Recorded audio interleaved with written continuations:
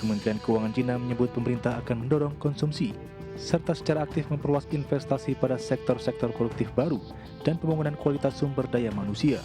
Selain itu, pemerintah juga akan memperkuat dukungan terhadap inovasi guna menciptakan mesin pertumbuhan baru.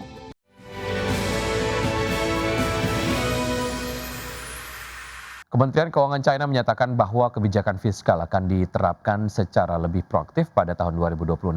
Adapun fokus kebijakan diarahkan pada penguatan permintaan domestik melalui konsumsi dan investasi, inovasi teknologi, serta penguatan jaring pengaman sosial. Kementerian Keuangan Cina menyatakan bahwa kebijakan fiskal akan diterapkan secara lebih proaktif pada tahun 2026.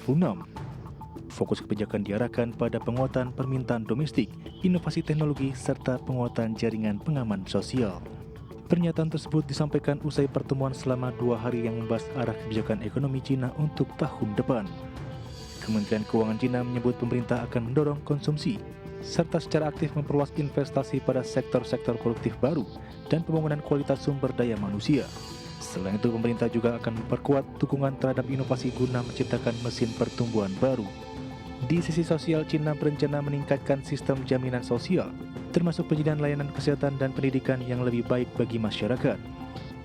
Agenda kebijakan lainnya mencakup penguatan integrasi antara wilayah perkotaan dan pedesaan, serta percepatan transformasi menuju ekonomi yang lebih ramah lingkungan. Sejumlah penasihat pemerintah dan analis memperkirakan Cina akan mempertahankan target pertumbuhan ekonomi tahunan di kisaran 5% pada tahun 2026. Untuk mencapai target tersebut, otoritas diperkirakan tetap membuka ruang kebijakan fiskal dan moneter guna mengatasi tekanan deflasi yang masih membayangi perekonomian. Sebelumnya, para pemimpin Cina juga telah menegaskan komitmen untuk menjalankan kebijakan fiskal yang proaktif pada tahun depan, dengan tujuan mendorong konsumsi dan investasi agar pertumbuhan ekonomi tetap terjaga. Berbagai sumber untuk ID Action. PT Indomobil Multijasa Tbk atau IMJS memberikan suntikan modal tambahan kepada anak usaha yakni PT CSM Corporatama sebesar 499,28 miliar rupiah. Ya, melansir keterbukaan informasi, dana tersebut berasal dari hasil penawaran umum terbatas 4 dengan memberikan HMETD. Setelah transaksi afiliasi, saham IMJS pada CSM bertambah dari 18,33 juta menjadi 23,33 juta. Penambahan modal ini tidak mengubah persentase kepemilikan perseroan di anak usaha, sebesar 99,99% dari total modal ditempatkan dan disetor. Sisanya sebanyak 1,7 juta saham atau 0,01% dimiliki oleh PT IMG Sejahtera Langgeng. Sebagai catatan, CSM merupakan anak usaha Indomobil yang bergerak dalam bisnis penyediaan jasa layanan transportasi untuk pelanggan korporasi maupun individual. Segmen ini diketahui memberikan kontribusi yang besar pada bisnis usaha perseroan. Selanjutnya pemirsa, ada informasi dari PT Raharja Energi Cepu Tbk atau Ratu melalui anak usahanya PT Raharja Energi Madura mengumumkan rencana akuisisi saham perusahaan hulu migas asal British Virgin Islands bernama SMS Development Limited. Ya, perusahaan ini telah menandatangani perjanjian jual beli saham dengan SMS Offshore Overseas Limited selaku penjual pada 25 Desember 2025. SMS Development Limited diketahui memiliki 20% saham di Husky Sinuk Madura Limited atau HCML yang menjadi kontraktor hulu migas di wilayah kerja Selat Madura berdasarkan perjanjian PSC dan SKK Migas. Langkah ini menjadi bagian strategi jangka panjang Ratu untuk memperkuat portofolio usaha di sektor hulu minyak dan gas. Penyelesaian transaksi masih menunggu sejumlah syarat pendahuluan, termasuk persetujuan RUPSLB Ratu.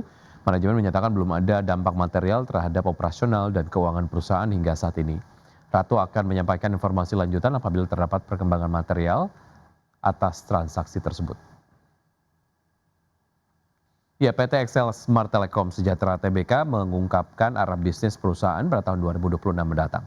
Ya, perseroan akan melanjutkan akselerasi bisnis pasca merger dengan fokus pada pertumbuhan yang berkualitas dan berkelanjutan.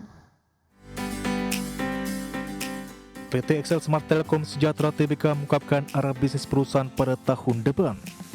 Perseroan akan melanjutkan akselerasi bisnis pasca merger dengan fokus pada pertumbuhan yang berkualitas dan berkelanjutan. Head of External Communication Excel Smart Henry Wijayanto mengatakan, integrasi yang telah dilakukan terbukti memperkuat sinergi operasional dan jaringan. Hal tersebut berdampak pada peningkatan kualitas serta keandalan jaringan XL Smart yang kini semakin baik dan stabil.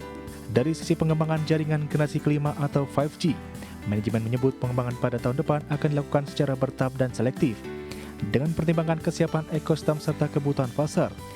Hingga saat ini Perseroan masih memfokuskan upaya pada integrasi dan optimalisasi jaringan terpadu pasca merger. Lebih lanjut terkait arah bisnis, manajemen menyatakan Perseroan akan terus memperluas pangsa pasar melalui inovasi produk dan layanan yang relevan dengan kebutuhan pelanggan. Inisiatif tersebut mencakup penguatan portofolio layanan mobile, pengembangan solusi enterprise terintegrasi seperti Internet of Things, cloud dan otomasi, serta perluasan layanan home broadband. Di sisi lain, Perseroan berharap kebijakan dan regulasi industri ke depan dapat mendukung keberlanjutan investasi, khususnya terkait pengelolaan spektrum yang adil dan efisien. Hal ini mencakup biaya spektrum yang terjangkau serta pengalokasian yang sesuai bagi seluruh operator seluler. Berbagai sumber untuk ID Channel.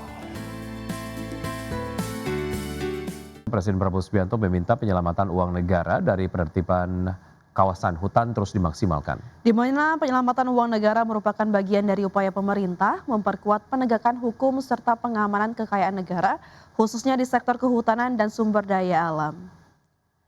Presiden Prabowo Subianto mengapresiasi upaya Satuan Tugas Penertiban Kawasan Hutan atau Satgas PKH dalam penyelamatan keuangan negara, di mana hingga akhir tahun ini Satgas PKH telah berhasil menguasai kembali kawasan hutan dengan total luasan mencapai 4.081.560 hektar. Dari total luasan lahan hutan tersebut, Satgas PKH juga berhasil menyelamatkan keuangan negara dan penagihan denda administratif dengan total nilai 6,6 triliun rupiah lebih.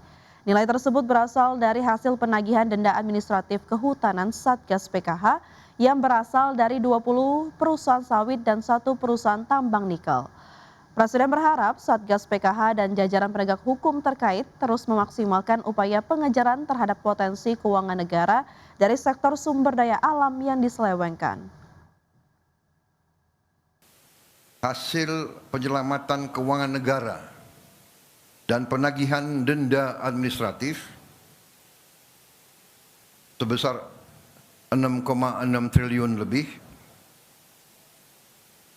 sebagai hasil kerja keras dari Satgas Penertiban Kawasan Hutan yang telah saya bentuk pada tanggal 21 Januari 2025 dengan Peraturan Presiden Nomor 5. Saya sudah bertekad untuk melawan korupsi, menyelawan perampokan kekayaan negara. Ya pemirsa, di sisi lain upaya maksimalisasi penerimaan negara dari penertiban kawasan hutan diprediksi bisa tembus 100 triliun rupiah. Satgas Penertiban Kawasan Hutan akan terus mengejar potensi penerimaan negara dari praktik nakal perusahaan yang beroperasi di wilayah kehutanan. Jaksa Agung ST Burhanuddin mengungkapkan potensi penerimaan negara bisa tembus 100 triliun rupiah lebih dari penertiban kawasan hutan tahun depan. Penerimaan negara tersebut bisa didapatkan dari denda administratif di penertiban kawasan kebun sawit dan juga pertambangan yang berada di dalam kawasan hutan, di mana potensi denda administratif adalah pada lahan sawit diprediksi mencapai 109,6 triliun rupiah, sementara potensi denda administratif pada kawasan tambang sebesar 32,63 triliun rupiah. Sementara itu dalam kurun waktu 10 bulan di tahun 2025, Satgas PKH telah melakukan penugasan kembali lahan perkebunan seluas 4,08 juta hektar. Dari jumlah tersebut diberikan kepada kementerian terkait untuk dikelola negara yang akan dijadikan kawasan konservasi. Untuk tahun 2026, terdapat potensi penerimaan denda administratif pada sawit di tambang yang berada dalam kawasan hutan dengan jumlah sebagai berikut. Potensi denda administratif dan sawit sebesar 109,6 triliun. Potensi administrasi tambang sebesar 32,63 triliun. Hukum harus tegak dan penegakan hukum yang tegas diperlukan seluruh rangka penjaga stabilitas nasional.